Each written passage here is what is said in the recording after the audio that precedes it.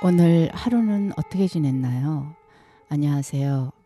저는 책 속에서 여행하는 아이디 그룹여행입니다. 이 시간에 우리가 같이 여행할 글귀는 책 제목 공정하다는 착각. 능력주의는 모두에게 같은 기회를 제공하는가. 지은이 마이클 샌들 2010년 이후 한국에 정의 열풍을 일으켰다. 27세에 최연소 하버드대 교수가 되었고 29세에 자유주의 이론의 대가인 존 러스의 정의론을 비판한 자유주의와 정의의 한계를 발표하면서 세계적으로 명성을 얻었다. 1980년부터 하버드대에서 정치 철학을 가르치고 있으며 그의 수업은 현재까지 수십 년 동안 학생들 사이에서 최고의 명강의로 손꼽힌다. 샌들이 진행 중인 영국 BBC의 정치 철학 토론 프로그램 위대한 철학자들 시리즈는 철학적 아이디어의 이면을 탐구한다는 주제로 세계 각국의 토론자들이 참여하고 있다. 대표 저서로 27개국 언어로 번역된 베스트셀러 정의란 무엇인가, 돈으로 살 수 없는 것들을 비롯해 정치와 도덕을 말하다, 완벽에 대한 반론, 마이클 샌들 중국을 말하다 등이 있다. 프롤로그를 읽어보겠습니다.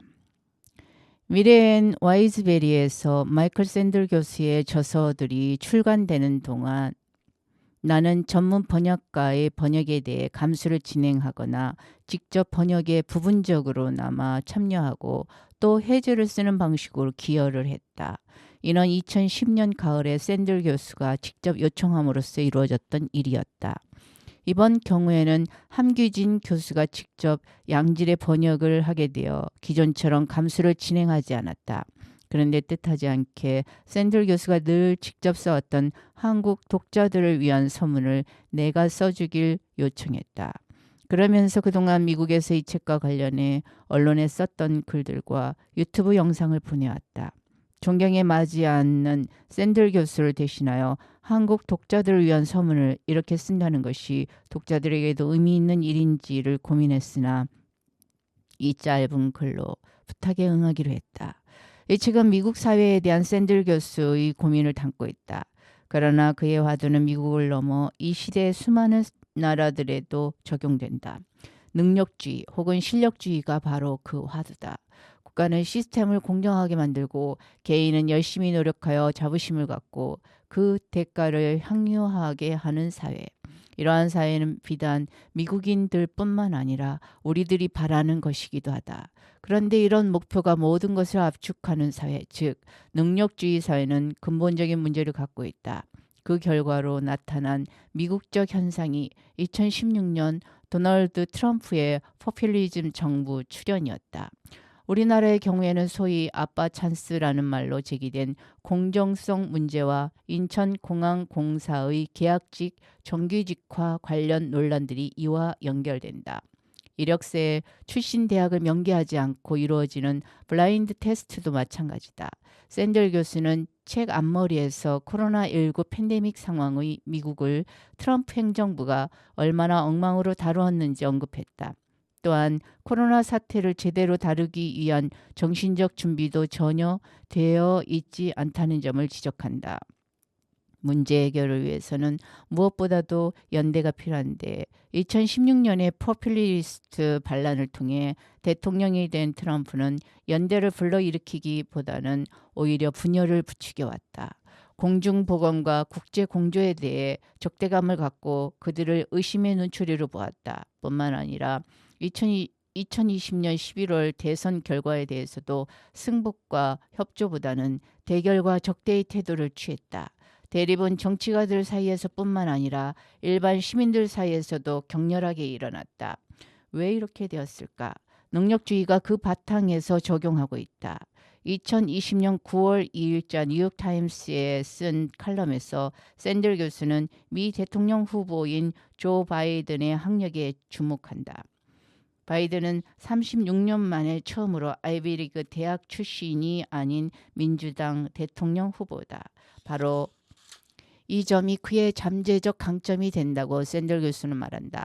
2016년 선거에서 트럼프는 능력주의 엘리트에 대한 대중의 원한 감정을 성공적으로 이용했다.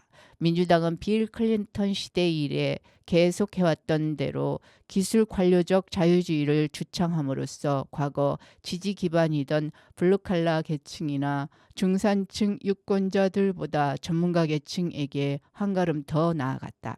그 결과 트럼프는 대학 학위를 갖지 않은 백인 유권자 3분의 2의 지지를 받았고 힐러리 클린턴은 고등교육을 받은 유권자 70% 이상의 지지를 받았다. 이후 민주당은 블루칼라 계층의 지지를 다시 얻기 위한 노력을 해왔는데 바이든은 아이비리그 학위를 통해 그들에게 더 다가갈 수 있을 것이라고 샌들 교수는 보고 있다. 샌들 교수는 이런 맥락에서 현대 자유주의를 규정하는 능력주의적 정치 기획에 대한 재검토를 요청한다. 자유주의의 능력주의적 정치 기획은 두 가지로 정리될 수 있다. 첫째, 오늘과 같은 글로벌한 기술 시대에는 고등교육이 신분 상승과 물질적 성공 및 사회적 존중을 얻는 길이다. 둘째, 모든 사람에게 주어진 신분 상승을 위한 고른 기회를 통해 성공한 사람은 자신의 재능과 노력의 결실을 향유할 자격이 있다. 샌들 교수는 이런 가치관과 관점이 국가 정책의 중심이 된 것은 최근 수십 년 사이에 이루어진 것일 뿐이라고 한다. 이런 능력주의 관점은 아메리칸 드림과 잘 연결되는 것처럼 보이지만 실상은 그렇지 않다. 아주 어두운 이면이 존재하기도 한다는 것이다. 사실 우리들 대부분도 이런 생각을 공정하고 타당한 관점이라고 여긴다. 능력주의적 이상은 미국의 경우 대학 학위 소지 여부와 관련된 학력주의 문제로 직결된다. 물론 우리는 학력주의보다 더 중증인 학벌주의에 감염되어 있다. 그런데 만일 대학 학위가 좋은 직장과 사회적 평가의 전제 조건이 된다면 이는 민주주의를 부패시킨다. 이것이 능력주의의 어두운 이면이다. 능력주의 사회에서 학위를 갖지 않는 이들의 사회적 기여는 그 가치를 제대로 인정받지 못한다. 또 교육을 적게 받은 이들이 선출직 공무원으로 진입하는 문을 좁혀놓아 결국 포퓰리즘과 같은 정치적인 문제를 야기하게 된다. 그동안 미국 민주당이 가졌던 입장은 현재의 글로벌 경제 질서 유지였다. 물가를 저렴하게 유지하려고 많은 일들을 저임금 국가로 아웃소싱했다. 그래서 민주당은 이를 변화시키기보다는 저임금 노동자들이 받는 타격을 줄이고 악화된 직업 전망을 개선하는 데에만 초점을 두었다. 그래서 노동자들의 학위 상황을 개선하여 국제 경쟁력을 강화하도록 정책 기조를 잡아왔던 것이다. 고등교육을 통해 신분 상승을 독려하는 방식으로 사회적 불평등을 해결하자는 것이었다. 힐러리 클린턴까지 이어져 온 이러한 정책 기조를 유지한 정치가들이 한 가지 놓친 점은 능력주의 중심 사회에 내재한 모욕의 감정이다. 능력주의에 따르면 만일 당신이 대학에 가지 않아 이런 새로운 경제 환경에 성공하지 못하면 그 실패는 바로 당신의 잘못이 된다. 사회의 상층부에 속하지 못한 모든 사람들은 그것이 자기 잘못에 따른 것이기에 자괴감을 갖게 된다. 그들이 성공한 자들로부터 받은 모욕은 정당한 것인 반면 자신은 모멸을 당해 마땅한 존재가 된다. 그런데 정말로 학위가 없고 성공하지 못한 자는 업신여김을 받아 마땅한가? 미국에는 대학 학위를 갖지 않은 사람의 수가 전체 인구의 3분의 2에 달한다. 능력주의에 대한 강조는 미국에서는 곧바로 학력주의로 나아가고 이로 인한 대학 학위를 갖지 못한 이들에 대한 사회적 편견이 점차 널리 퍼지게 된다. 개인적으로 느끼는 모욕감은 종교나 수양을 통해 극복할 수 있다고 해도 실패한 가장으로서 가지는 고통, 계층 전체가 갖는 모욕의 고통은 사회 내에서 드러나지 않아도 커다란 부정적 기능을 하게 된다. 샤이한 트럼프 지지자들은 이런 감정을 숨기며 지냈다.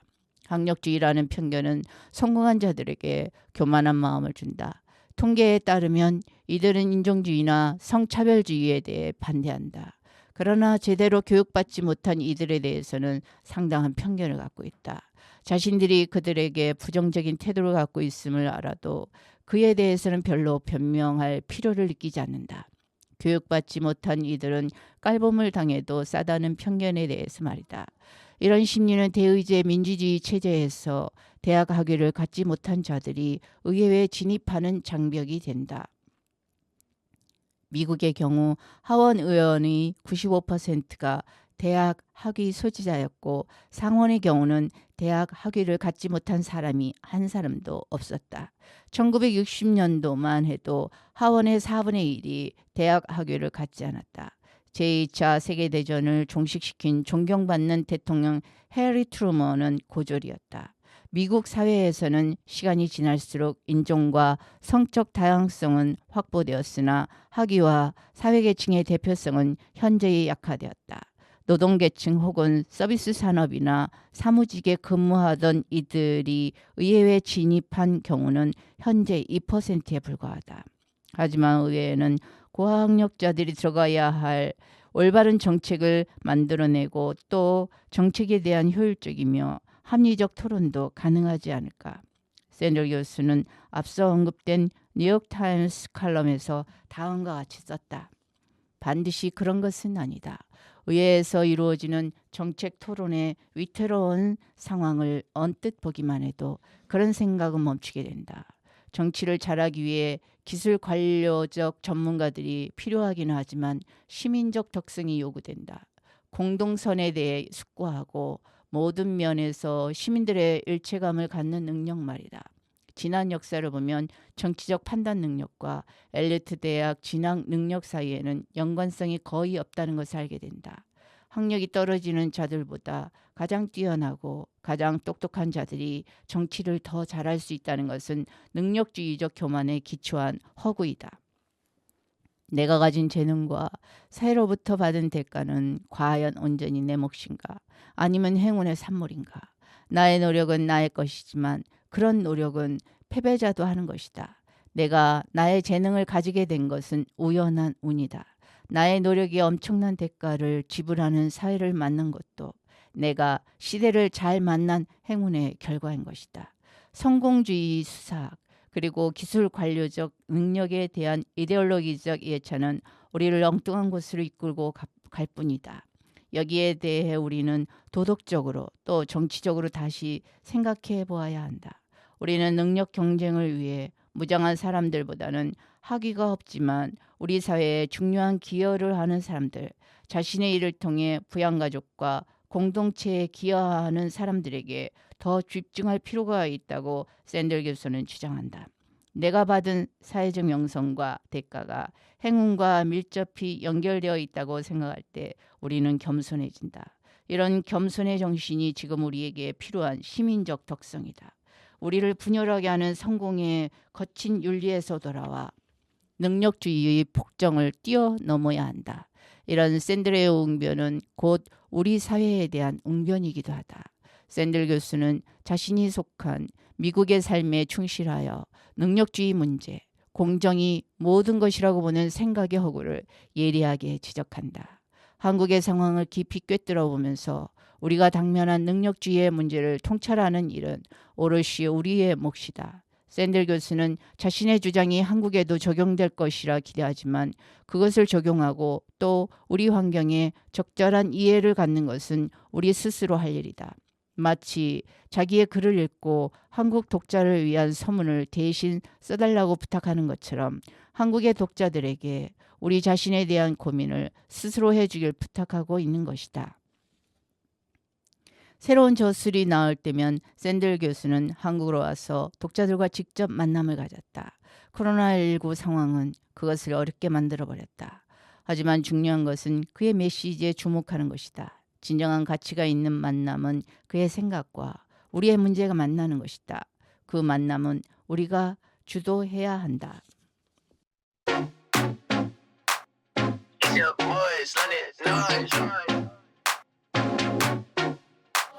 For now, for the system, for the new era.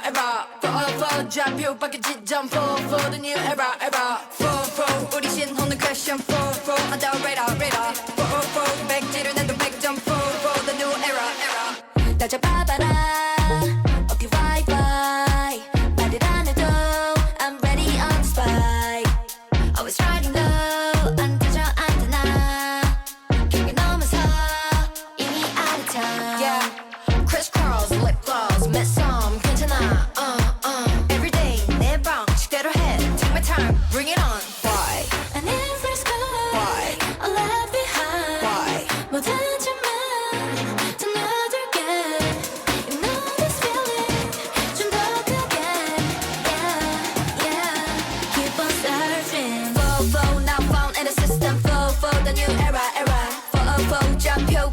지정 for the new era for 백지른 해도 100점 for I'm the ready for now found in the system for the new era for all the colors to the floor 들어 손 흔들어 몸 wink wink 메롱 찾지 못해도 어디란 있잖아 Put down your phone look me in my eyes Why and then let's go Why left behind 뭐든지만 다 놔둘게 You know this way 좀 더 크게 yeah keep on surfing for now found in the system for the new era for 좌표 밖에 지점 for the new era for 우리 신호는 question for I'm the ready for 백지는 해도 100점 for the new era That's the That's the like a bubble moving to the rhythm You can live it all 불러줘 31 Tell me what you want Tell me what you want I know something's up 너가 원하는 걸 Let's run into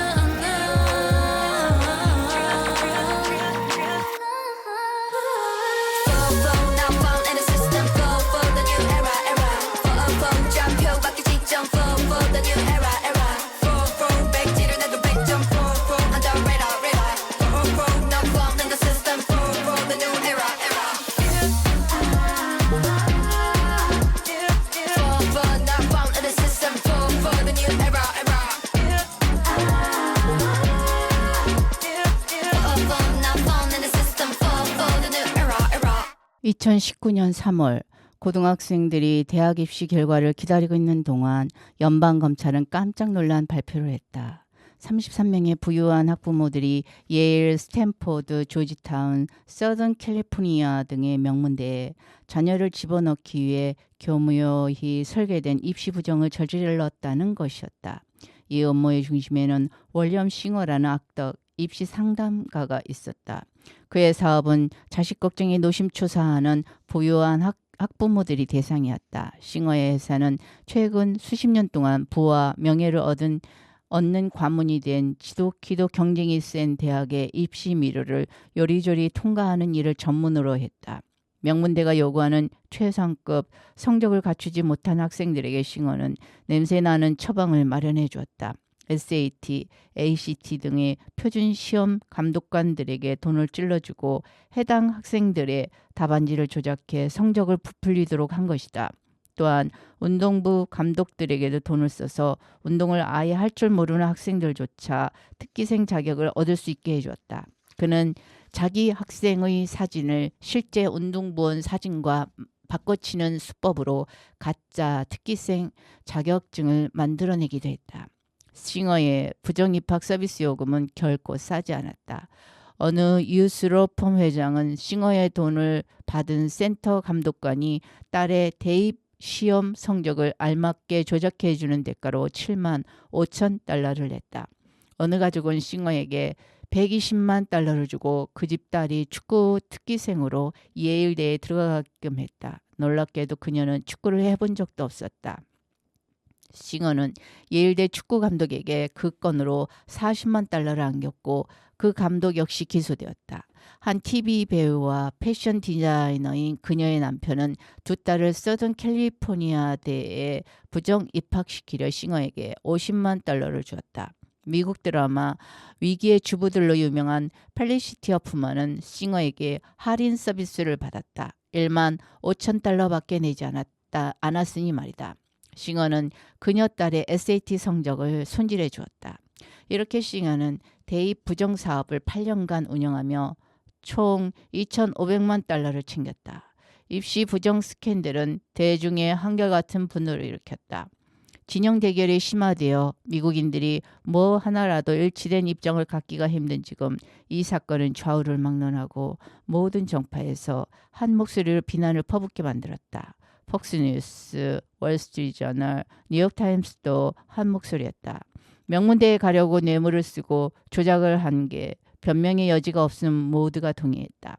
그러나 이러한 분노는 단지 특권층 부모들이 불법적 수단으로 자기 자녀들을 명문대에 입학시켰다는 데 따른 분노보다 더한 무언가로부터 나왔다. 이 사건은 상징적인 스캔들이었다. 누가 앞서가고 있으며 그것이 왜 허용되고 있는지에 대한 근본적 의문을 이 사건에서 찾을 수 있다는 게 분노하는 사람들의 주장이었다.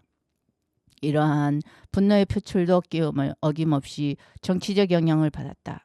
트럼프 지지자들은 트위터와 폭스뉴스를 통해 이 사건에 연루된 할리우드 진보를 비아냥했다. 저 인간들이 어떤지 좀 보세요. 대통령의 며느리 라라 트럼프는 폭스뉴스와의 인터뷰에서 이렇게 말했다. 이 헐리우드 엘리트들, 진보 엘리트들은 늘상 평등을 주장했죠. 모두가 공정한 몫을 받아야 한다면서요. 그런데 이야말로 사상 최대 위선이 아닌가요? 그들은 부정을 저지르고 그들의 자녀를 좋은 학교에 보내기 위해 수표를 끊어줍니다. 그 학교에 갈 수 있는 진짜 자격을 가진 아이들을 희생시키면서 말입니다. 한편 진보 쪽에서도 이 사건에 충분히 명문대에 갈 자격이 되는 학생들을 희생시킨 일이었음에 동의했다. 그러나 그들은 이 스캔들을 보다 널리 퍼져 있는 부정의가 불거져 나온 꼬투리에 지나지 않는다고 보았다. 대학 입학 과정에 부와 특권이 미치는 영향력은 심지어 부정이 없는 경우에도 심각하다는 것이다. 미 연방 검사는 기소장에서 위협받고 있는 원칙에 대해 지적했다.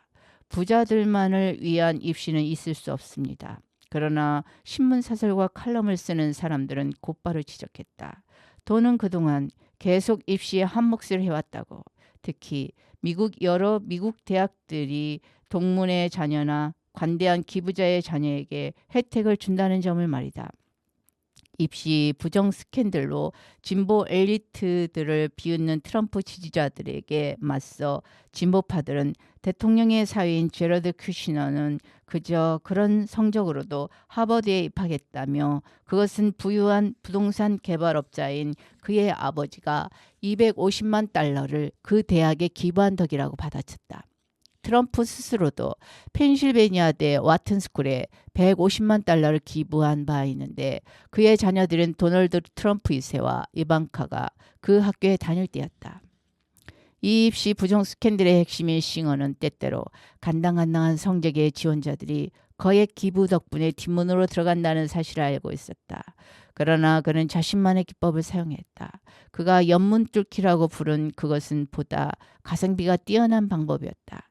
그는 자신의 고객들에게 통상적인 뒷문은 자신의 부정 입학 수법보다 돈이 10배나 들며 확실성도 떨어진다고 말했다.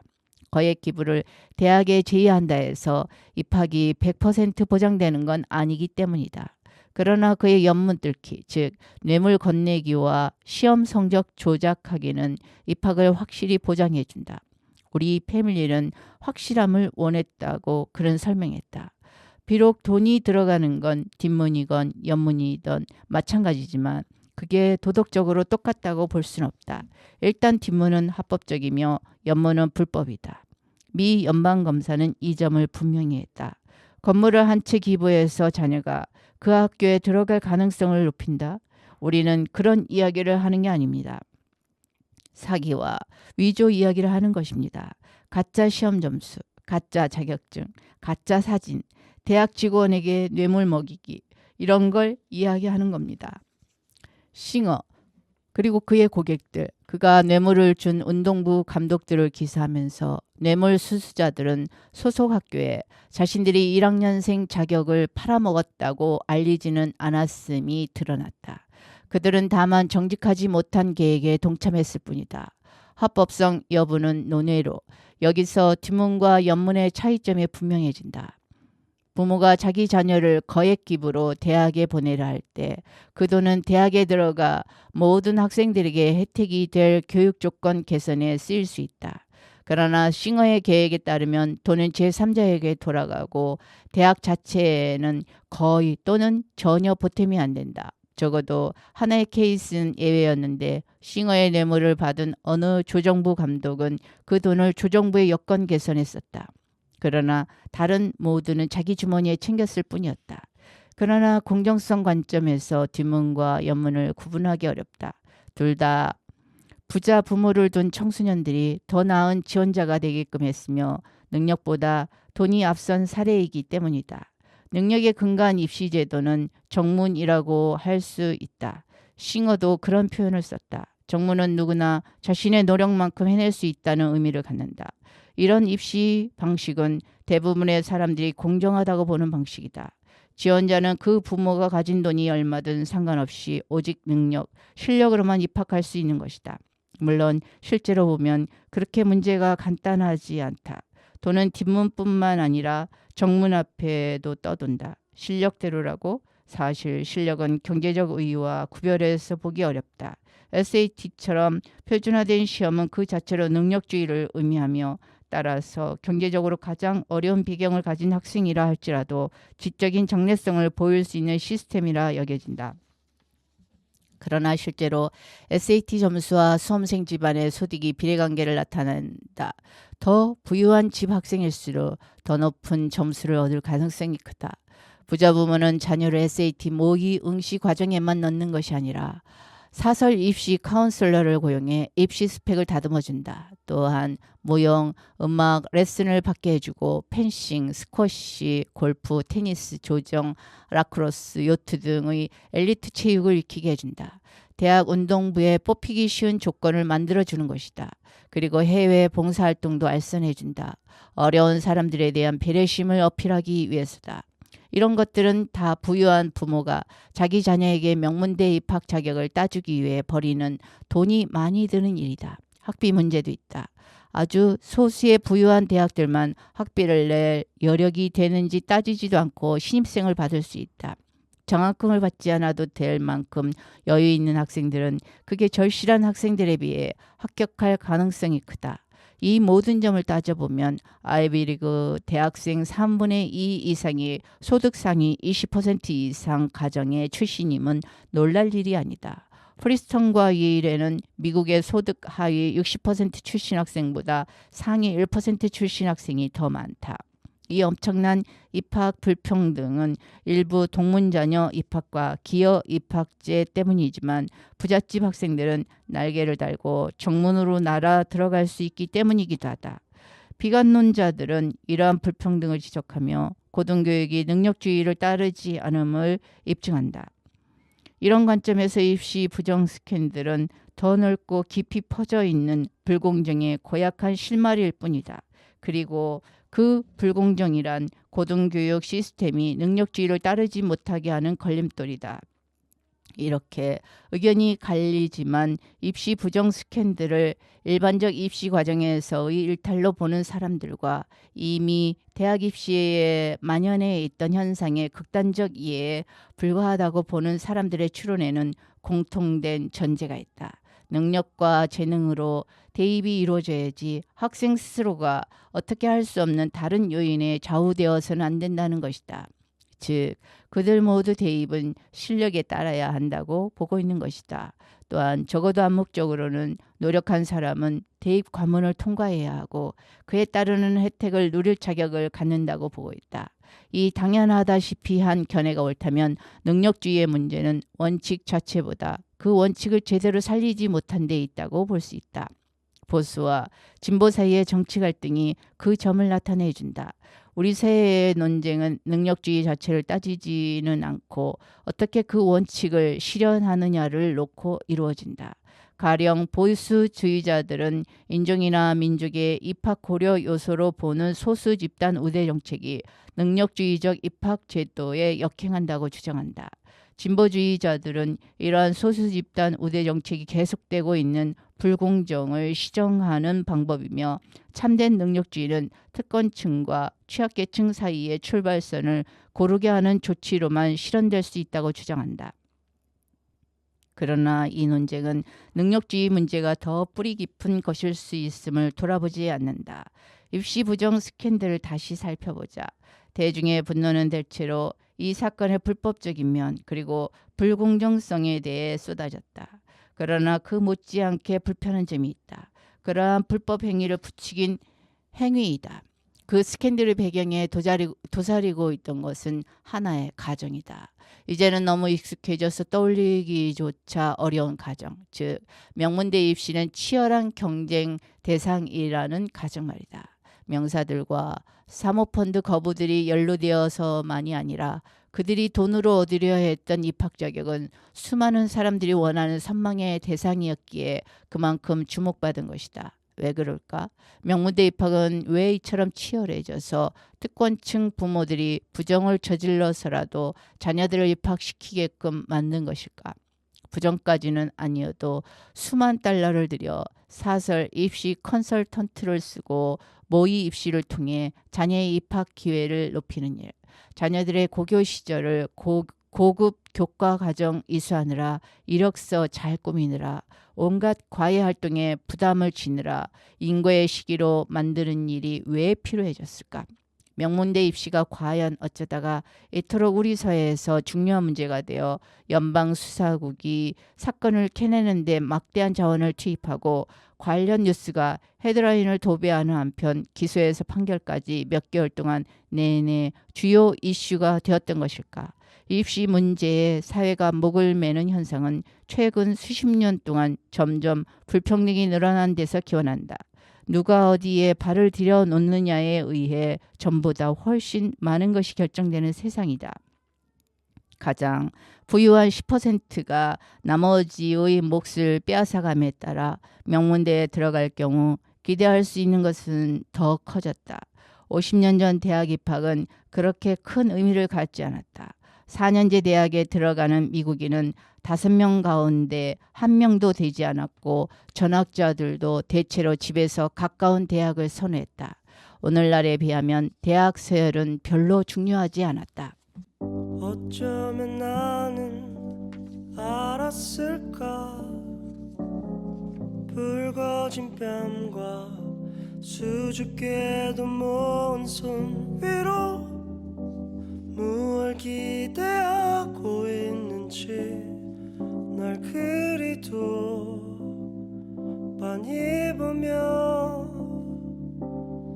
걷다가 문득 생각났던 얄궂은 농담 말해주려 고개를 돌리다 그때 아마 느꼈을 거라 난 믿고 있어. 그대 적은 나의 세상이 되어 그려본 적 없는 꿈을 꾸게. 만약 이게 나의 착각이라도 그대 오늘만은 품이 돼주어. 마음은 쉽게 변할 수도 어쩌면 쉽게 굳어지게 되는 걸 알아. 그건 나의 선택일 거라 난 믿고 있어. 그대 적은 나의 세상이 되어 그려본 적 없는 꿈을 꾸게. 만약 이게 나의 착각이라도 그대 오늘만은 품이 돼주어. 넌 말했었지 날 믿어보겠다고. 그건 아주 큰 사랑이야. 그대 적은 나의 세상이 되어 그려본 적 없는 꿈을 꾸게. 만약 이게 나의 착각이라도 그대 오늘만은 품이 돼주어. 작은 마음 모양 너에게 왔어. 나는 너와 저 먼 길을 가볼래.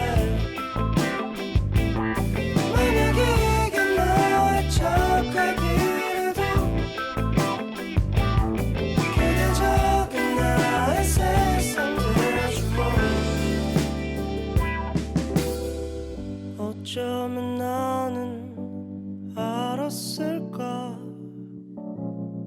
이토록 멀리 이토록 깊게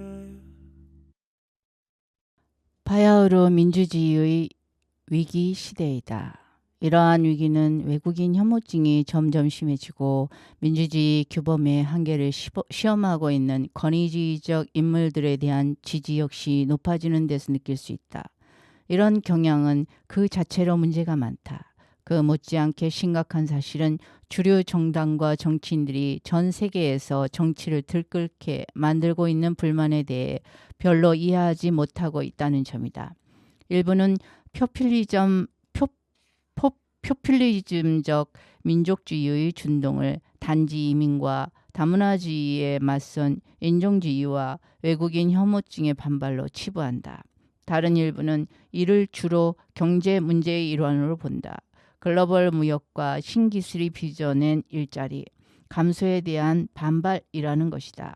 하지만 포퓰리즘적 저항을 편협한 시각이라고 무시하거나 이를 다만 경제적 불만의 표출일 뿐이라고 받아들이는 일은 잘못이다. 영국에서 브렉시트가 승리한 것처럼 2016년 도널드 트럼프의 당선은 수십 년 동안 불평등이 커지고 상류층에게는 혜택을 보통 사람에게는 무력감을 안겨준 세계화가 진행된 데 대한 분노의 판결이었다. 이는 또한 경제와 문화조류에서 뒤떨어져 버린 사람들의 항의를 나몰라라 한 테크노크라트 정치에 의 반발이기도 했다. 괴로운 진실은 트럼프가 각종 불안, 고민, 합당한 불만의 결과 당선이 되었다는 점이다.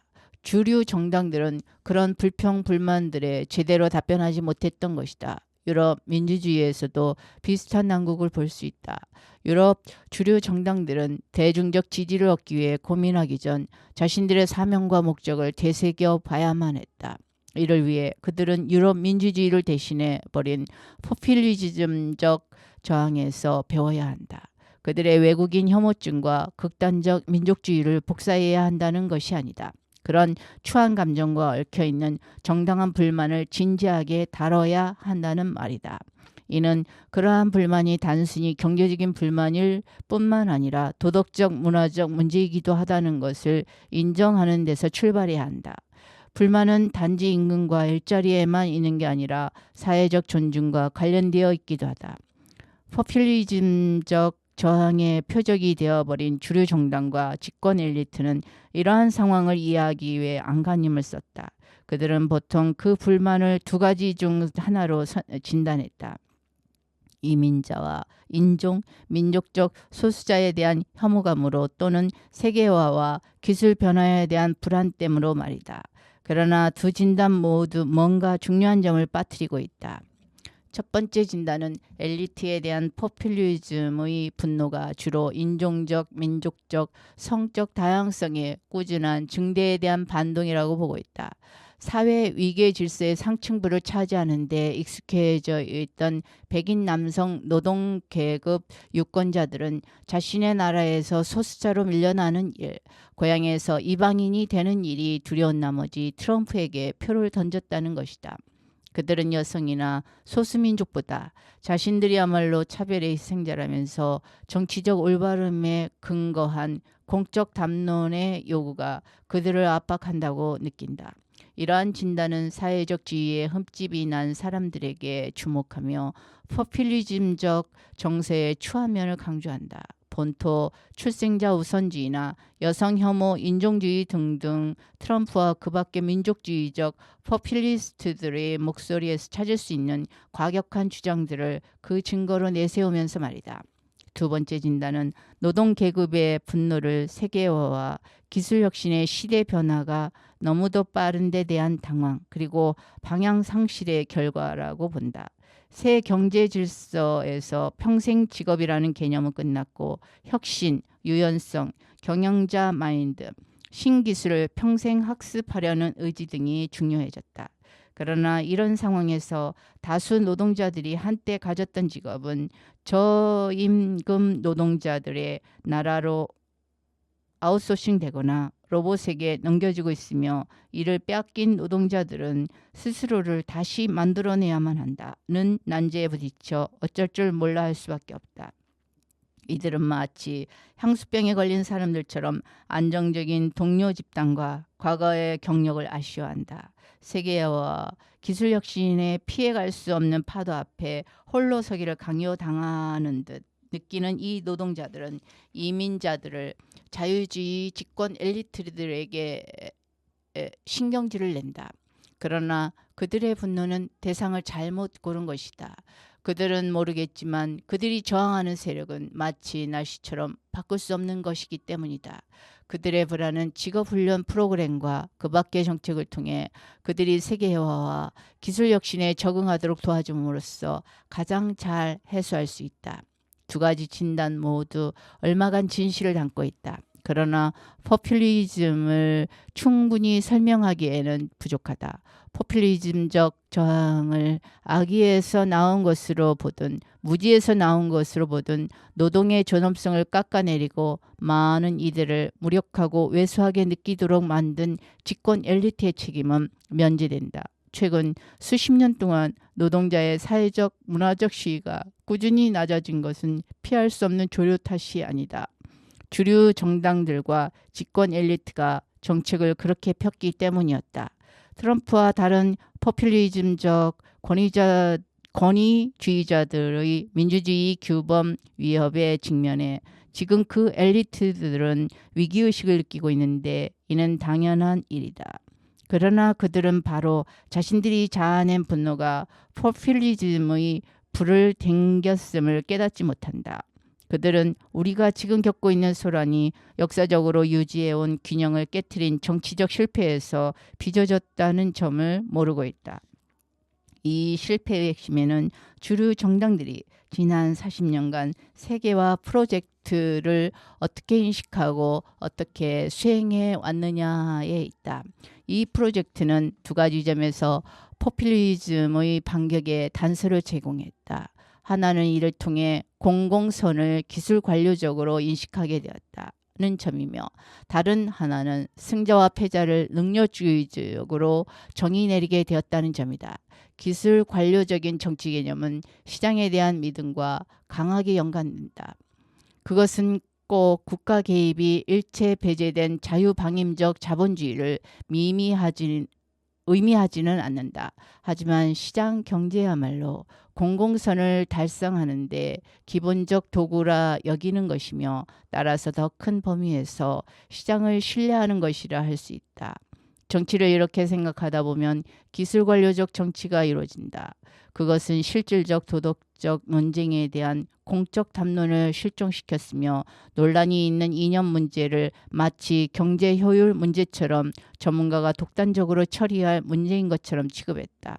이러한 기술 관료적 맹신이 포퓰리즘의 불만에 어떤 식으로 판을 깔아주었는지는 쉽게 알 수 있다. 시장 주도적 세계화는 불평등을 심화시켰다. 그리고 국가적 정체성과 애국심도 약화시켰다. 상품과 자본이 국경을 자유롭게 넘나들게 되면서 글로벌 경제의 흐름을 탄 사람들은 코스모폴리탄식 정체성을 진보적이고 뛰어나다고 지켜세우면서 보호주의, 종족주의, 갈등 등이 갖는 협소하고 파편적인 정체성과 비교했다.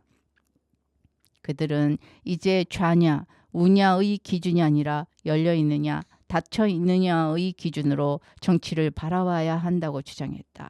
아웃소싱, 자유무역협정, 무제한적 자본 유동성 등에 관한 비판은 꽉 막힌 생각일 따름이며 세계화 시대에 종족주의를 고집하는 것에 불과하다는 주장이었다.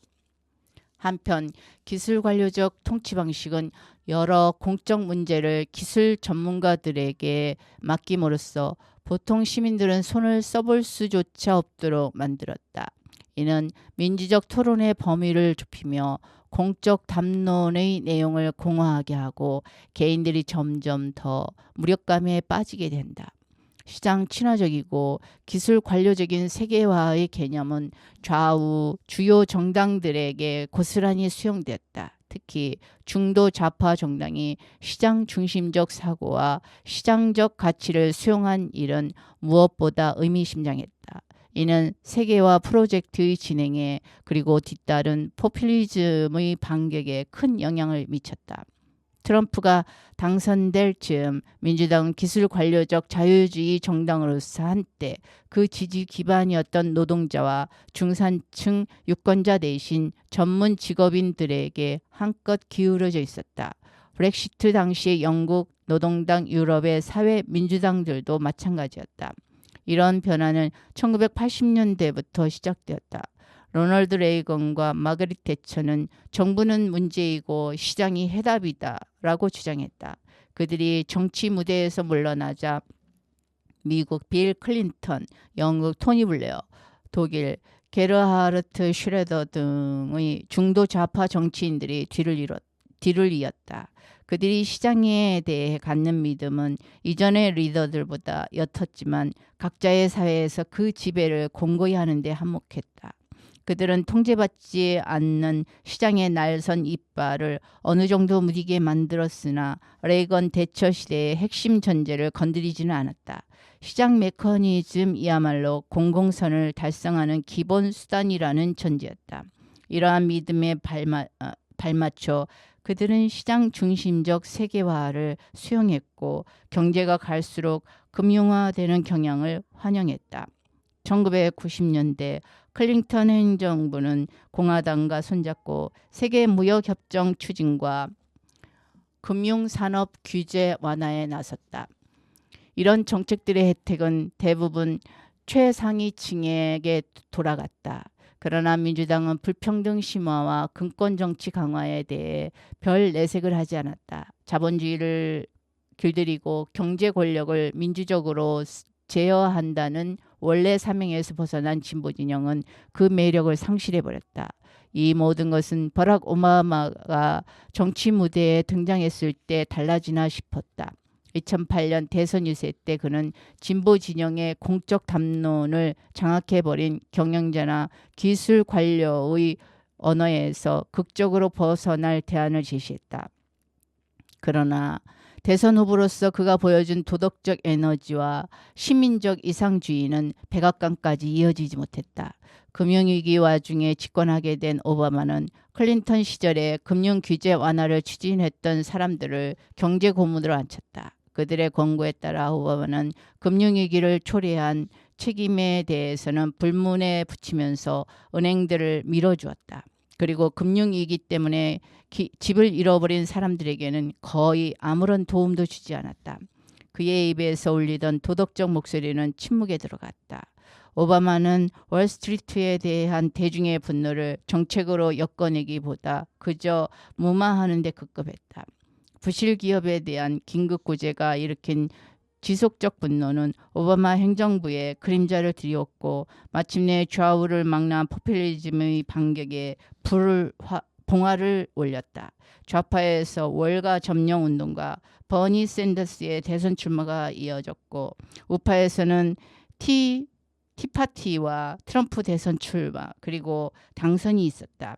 미국, 영국, 유럽에서 포퓰리즘의 발흥은 일반적으로 집권 엘리트에 대한 반작용이었다. 그러나 그 가장 두드러진 피해는 진보 및 중도 좌파 정당들이 입었다. 미국 민주당, 영국 노동당, 독일 사회당, 이탈리아 민주당, 프랑스 사회당 등등 다시 대중의 지지를 바라기 전에 이들 정당은 시장 중심적이고 기술 관료적인 통치 방식부터 점검해야 할 것이다. 또한 보다 미묘하지만 그만큼 결정적인 뭔가도 제고해 보아야 한다. 바로 수십 년 동안 불평등이 증가하면서 생겨난 성공과 실패에 대한 관점이다. 그들은 새로운 경제 환경에서 빛을 보지 못한 사람들이 왜 승자가 경멸적으로 깔보고 있다고 느끼는지 물어볼 필요가 있다. 그러면 여러 노동 계급 및 중산층 유권자들이 엘리트들에게 분노를 터뜨리게 된 계기는 뭘까?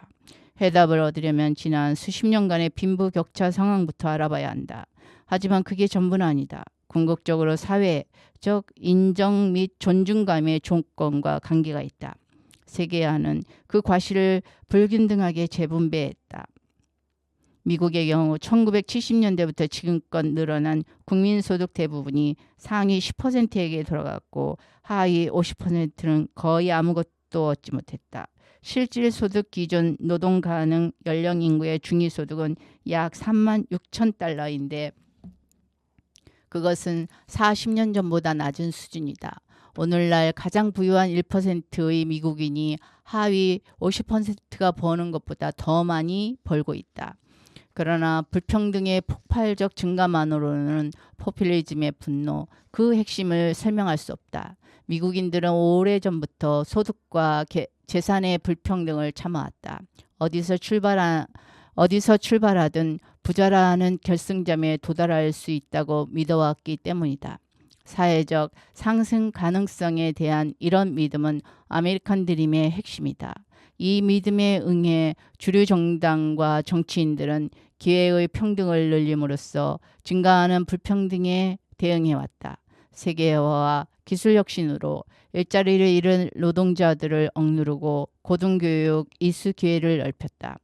기회균등이라는 수사는 규칙을 지키면서 열심히 일하는 사람은 누구나 재능이 이끄는 만큼 높이 올라갈 수 있다는 구호로 요약되었다. 최근 몇 년간은 정치인과 정당들 모두 이 구호에 목매다 못해 성경 구절인 양 받드는 모습이었다. 공화당의 로널드 레이건, 조지 W. 부시, 미코 루비오는 물론이고 민주당의 빌 클린턴, 버락 오바마, 힐러리 클린턴 등이 모두 한결같았다. 오바마는 이 구호를 약간 변형하기도 했다. 팝송 가수를 본따 하면 된다라고 했던 것이다. 그의 집권 기간에 그는 이 구호를 연설이나 공식 발언 등에서 140회 이상 써먹었다. 그러나 이런 사회적 상승 창가는 이제 속빈강정이 되었다. 오늘날의 경제 상황상 사회적 상승은 결코 쉽지 않다.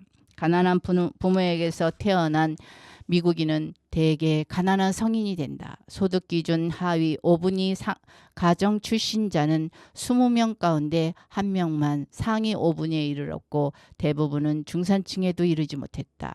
개천에서 용이 나는 일은 미국보다 캐나다, 독일, 덴마크, 그 밖의 유럽 국가에서 더 많다. 이는 불평등에 대해 미국이 오랫동안 변명해온 계층 이동 가능성이라는 말과 들어맞지 않는다. 미국인들은 스스로에게 이렇게 말한다. 미국은 계급이 뚜렷한 유럽 사회에 비해 불평등 걱정을 덜해도 돼. 우리 사회에서는 계층 상승이 가능하기 때문이지. 미국인의 70%는 가난한 사람이 자력으로 가난에서 벗어날 수 있다고 믿으며 유럽인은 35%만이 그렇게 여긴다. 이런 사회적 이동성 관련 믿음은 미국이 주요 유럽 국가들에 비해 왜 그처럼 복지제도에 소극적인지 설명해 준다. 그러나 오늘날 사회적 이동이 가장 잘 일어나는 국가들은 평등 수준 또한 가장 높은 국가들인 경우가 많다. 이를 보면 사회적 상승의 능력은 가난이 주는 압박에서 벗어나려는 개인의 의지보다 교육, 보건을 비롯해 직업 세계에서 개인을 뒷받침해주는 수단에 대한 접근성에 달려 있는 듯 보인다. 최근 수십 년 동안의 폭발적인 불평등 증가는 사회적 상승을 가속화시킨 게 아니라 정반대로 상류층이 그 주위를 대물림해 줄 힘만 키워주고 말았다. 지난 반세기 동안 명문 대학들은 한때 특권층 자녀들의 입학에 걸림돌이 되었던 인종, 종교, 성, 민족 등의 장벽을 무너뜨렸다. SAT는 계층과 가문이 아니라 학업 성적으로 학생을 뽑겠다는 약속과 함께 만들어졌다. 그러나 오늘날의 능력주의는 세습 귀족 제도로 굳어져 가고 있다. 하버드의 스탠포드 대학생 3분의 2는 소득 상위 5분위 가정 출신이다. 장학금과 기타 지원책이 후하지만 아이비리그 대학생 가운데 하위 5분위 출신자는 4%도 되지 않는다. 하버드와 그 밖의 아이비리그 대학에서 소득 상위 1% 출신의 학생은 하위 50% 가정 출신 학생보다 많다. 노력과 재능만으로 누구나 상류층으로 올라갈 수 있다는 미국인의 믿음은 더 이상 사실과 맞지 않는다. 기회 균등에 대한 담론이 과거와 같은 반응을 얻지 못하는 이유라 볼 수 있다. 사회적 이동성은 더 이상 불평등에 대한 보상이 될 수 없다. 빈부격차에 대한 진지한 대응은 무엇이든 부와 권력의 불평등을 직접 다뤄야만 하며 사다리를 오르는 사람들을 돕는 방안으로 무마될 수 없다. 사다리 자체가 점점 오르지 못할 나무가 되어가고 있기 때문이다.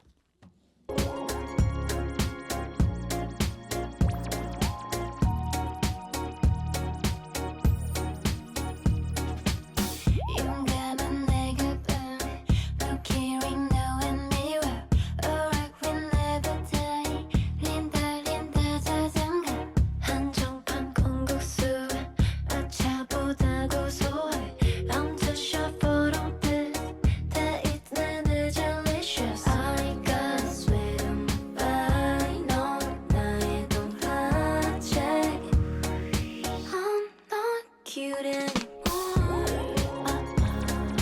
I'm not cute anymore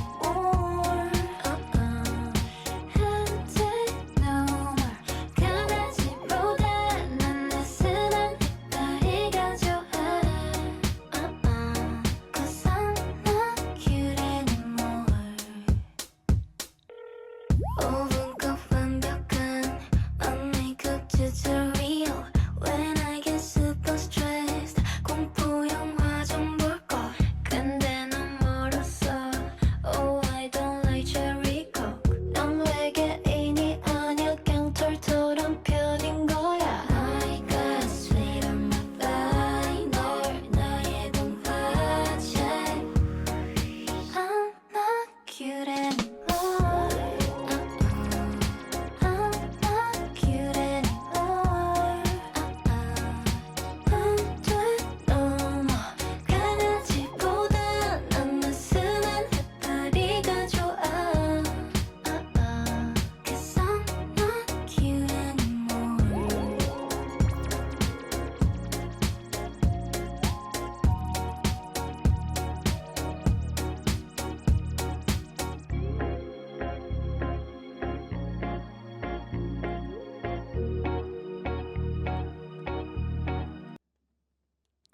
책 제목 공정하다는 착각 능력주의는 모두에게 같은 기회를 제공하는가 지은이 마이클 샌들 오늘 글읽기 여행은 어땠나요? 다른 날의 또 다른 구름 여행을 기대하며 이제 몽글몽글 뭉게구름에서 내려오겠습니다. 저는 부캐릭터 구름 여행이었습니다.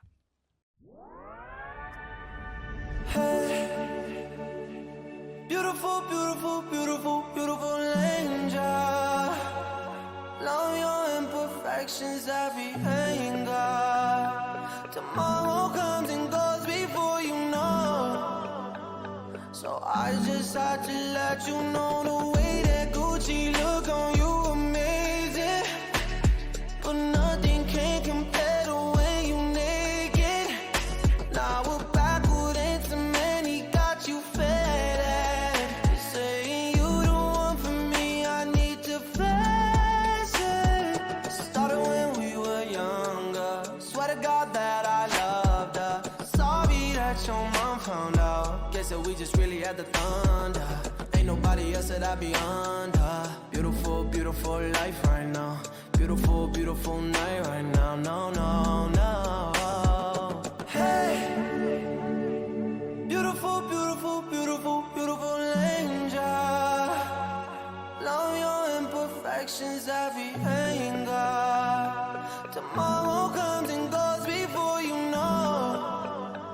So I just had to let you know.